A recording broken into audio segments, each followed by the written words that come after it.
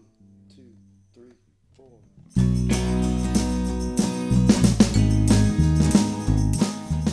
Hey, it's Grady at Twin Creek Audio, back in the studio today. Got another mixing video for you. You know, a lot of these songs that I mix in the video are older material that I've mixed before in the past from releases that I've produced or been a part of. And then sometimes I've mixed newer material, things that are actually going to be released. That's the case with the couple of Homespun Centaurs singles that I mixed earlier this year and made videos on those.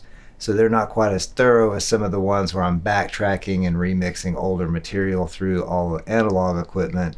And I do that because it's good practice for me, it's good content for the channel, and I'm definitely appreciating all the questions and messages and new subscribers. So thanks so much for that. And so I truly appreciate all of you watching the videos, and I have another one for you today. Today I'm going to do a new mix of a song that's already been released. This is the song Opener from Homespun Centaurs 2. Homespun Centaurs 2. It's actually a really clever song, which is one of the reasons I chose to mix it for this video. It's about, if you're a musician, being the opener. So I think you'll enjoy the lyrics to this song in this mixing video, as well as hopefully enjoy the video and some of the cool stuff I'm going to show you today when I'm mixing this song. So Homespun Centaurs Opener is the song I have today to show you. On the console we've got kick, snare. Ooh, this is coming up a little bit. Look at that. I need to fix that. Kick, snare, toms left and right, overheads left and right, and then stereo room mics left and right. Don't really want these overheads panned quite that wide. The room mics I do.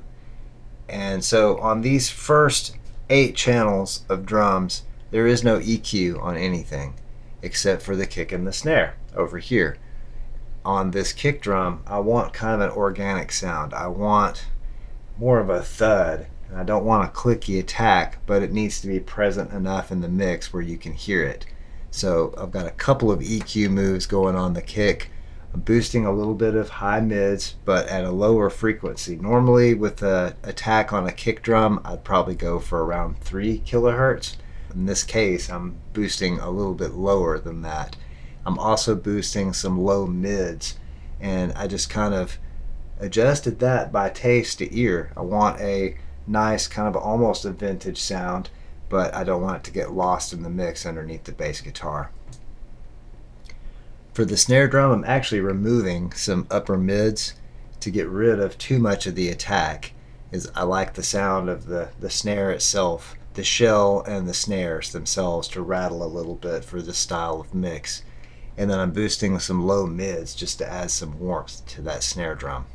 Also on the drums, I've got some parallel compression here going on these small faders. This console allows me to use these small faders as an extra send, and I can send to a pair of subgroups. In this case, I'm sending this to subgroup 1 and 2. I don't know why I'm doing that. There's no stereo information here. It's a mono kick and snare, but I already had the ART dual limiter patched in on those 2 buses, so I'm sending the kick and the snare to that. Bass guitars here on this channel, really doing a little bit of EQ to it. I'm removing a little bit of 12K, boosting a little bit of 60, and a little bit of low mids, but a little higher frequency than the low mids I boosted on the kick drum.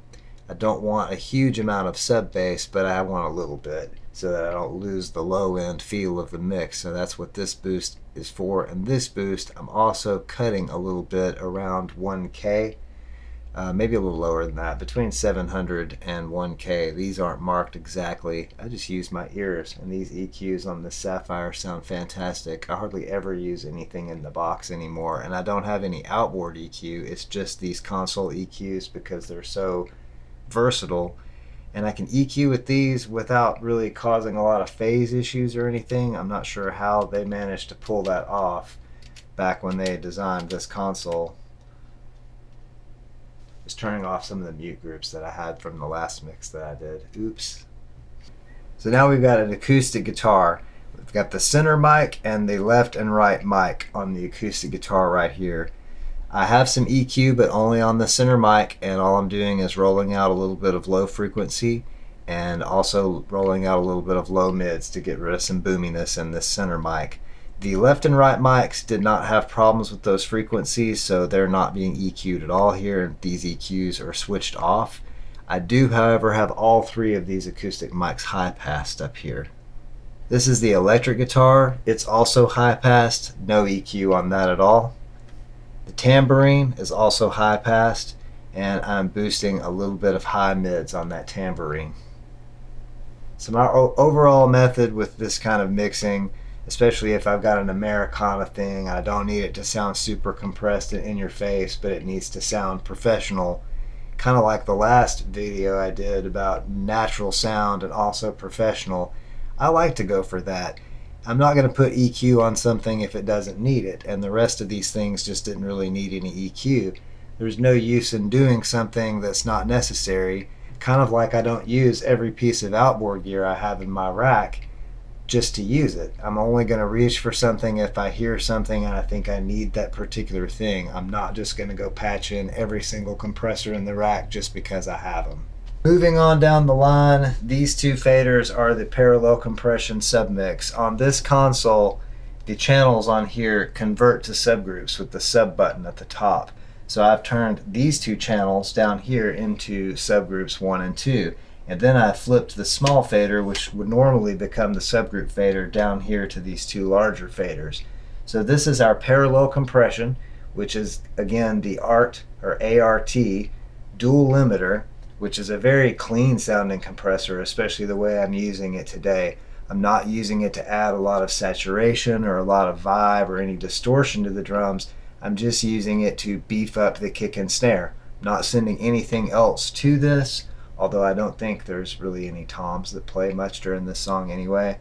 I have them here just because there's probably some bleed in those tom mics and it sounded good with these up, but you know, I don't think there's any tom fills in this song. It's mostly just kick and snare. Sounds cool though. So our parallel compression, this is a reverb return. I'll talk about that in just a second. I'm using a real inexpensive reverb for that. Down here I've got xylophone.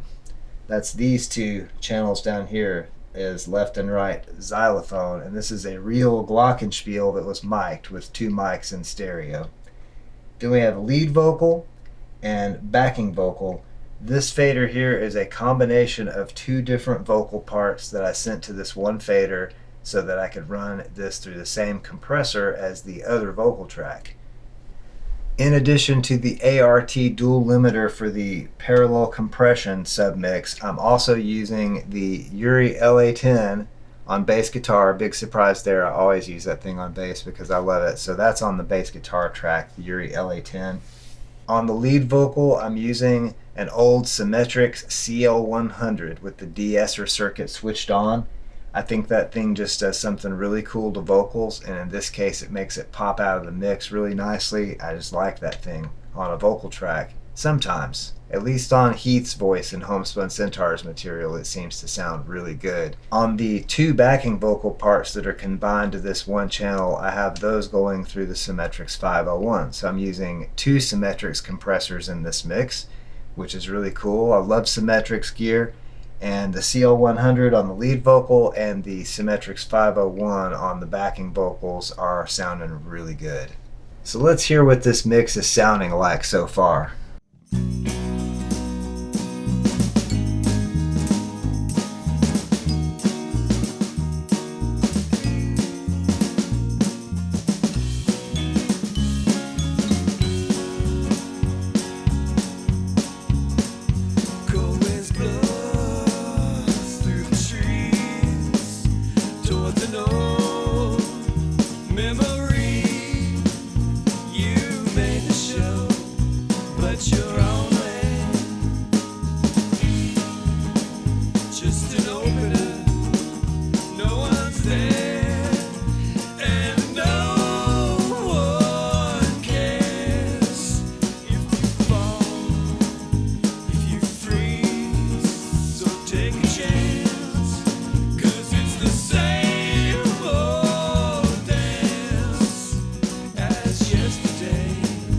See how much fun that is? The lyrics to that song are so clever.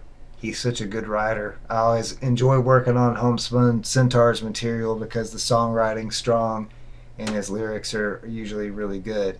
But back to the mix now before I get sidetracked thinking about the song itself. But actually, that's another point I should make. You should definitely think about the song itself. Don't just think about the mix and the technical aspect of it. Think about what is the artist trying to say. What's jumping out at you about the song, and maybe you should highlight that in the mix somehow. In this case, the thing that jumps out at me in this mix is the xylophone or Glockenspiel that's coming in and playing the little melody lines, and then of course the vocals that are really right up front and kind of modern sounding for something that is kind of an Americana style song. But in this case, it's working really well. Normally, I don't like to solo a lot when I'm mixing a song. I like to hear everything together because that's the way that the listener is going to hear it. They're not going to hear things soloed. But I will solo groups of things. Sometimes more often than I'll solo individual elements, I'll solo groups of tracks so that I can hear how they're relating to each other. So that's what I'm going to do right now in this mix with the drums and the bass. I have everything else muted.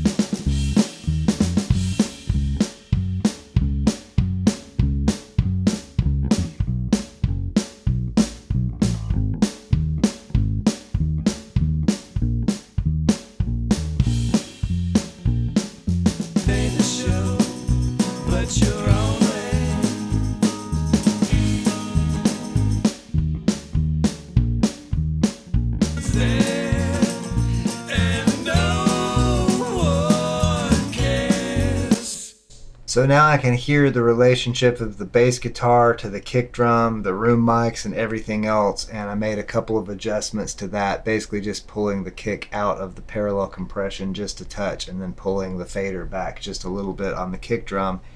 Then on my console I have mute groups, so I can mute individual groups of tracks. Actually, I've got 4 different mute groups I can use.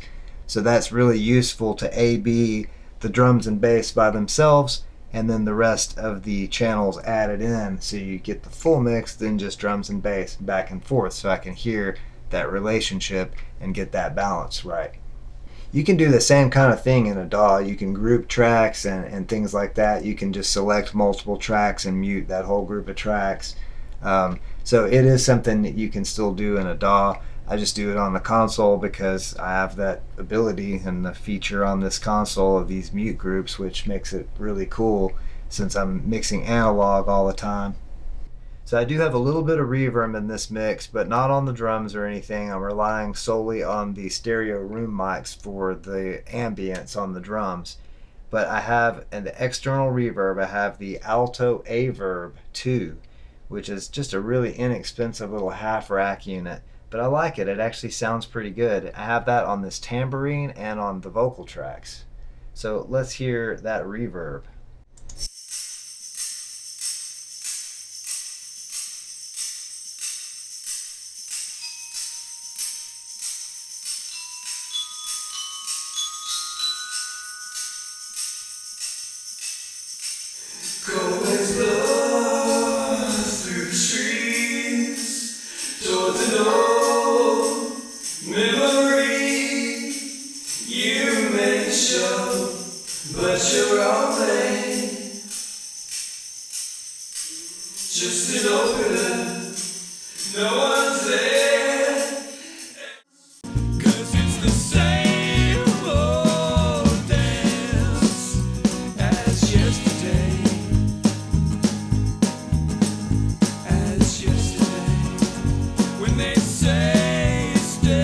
Alto a-verb 2 actually sounds pretty good.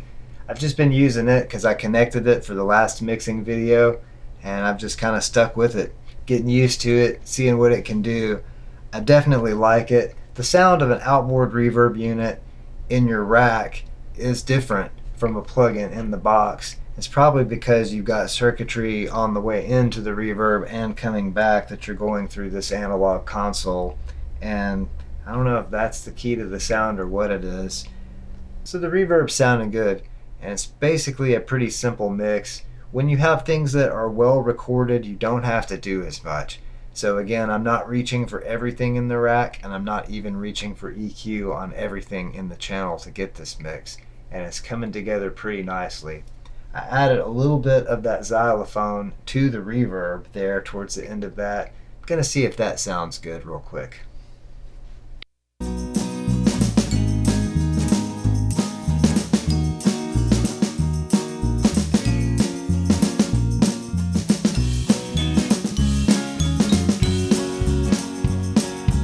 That xylophone sounds pretty good. It's a little bit pokey. I might put a compressor on it, but it's already cutting through the mix pretty good, so I think I can accomplish the same thing by just pulling it back a little bit in the mix. Let's hear that again and see if the xylophone is still present in the mix without the attack of it poking out quite as much.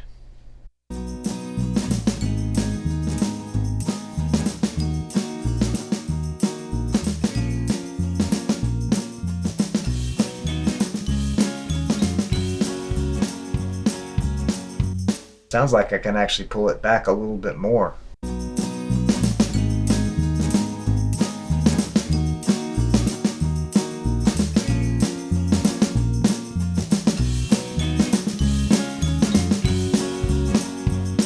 That sounds good. I pulled it back a little bit, but I don't really want to compress that because it's the main thing that's playing the melody right there is that cool xylophone, and you want to be able to hear it. You don't want it coming out and poking you in the eardrums though.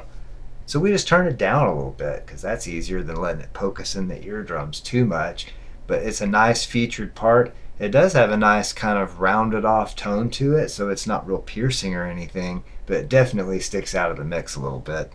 Well, I like mixing things that are simple and organic. I've been doing that a little more recently with the Americana mixing video, the natural and professional sound mixing video that I did last week.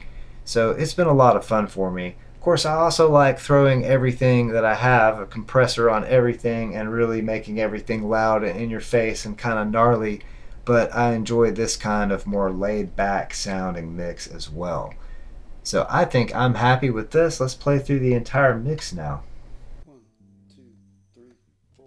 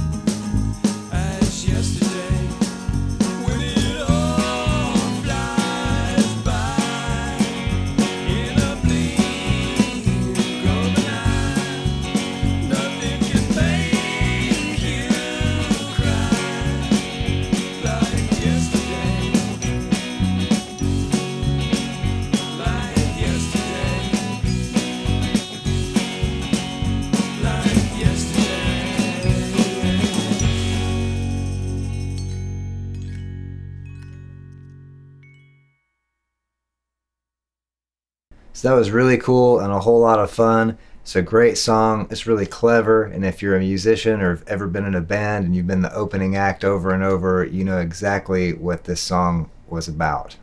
Incidentally, I do put a list in the video description of all the gear used in these mixing videos, and I also will put links to the original mix of the song if it's one that I'm remixing of older material that I produced in the past. So make sure to check the description for those links and the gear descriptions of what I used in the video.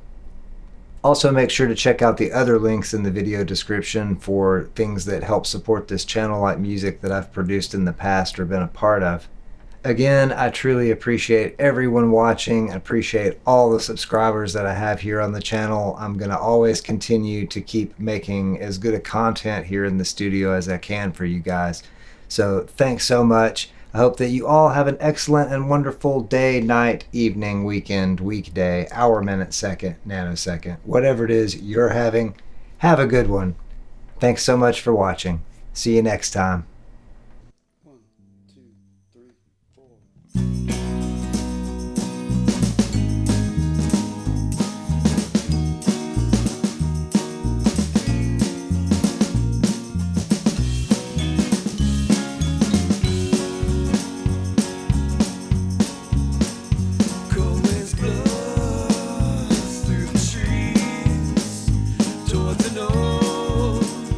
Memory, you made the show, but you're on.